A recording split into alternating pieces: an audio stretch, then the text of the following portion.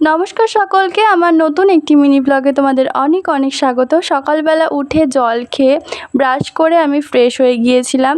দেন নিজের খাবারটা তৈরি করে খেয়ে আমি রেডি হয়ে গিয়েছিলাম পড়াতে যাওয়ার জন্য।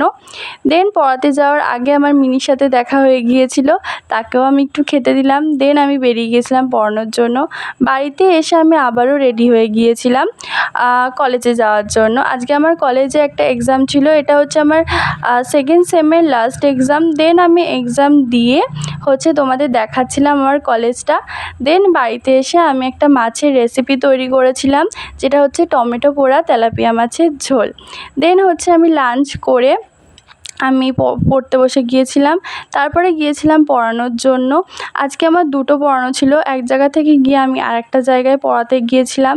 দেন বাড়িতে আসার পথে আমি এই ক্লিপটা তুলেছিলাম।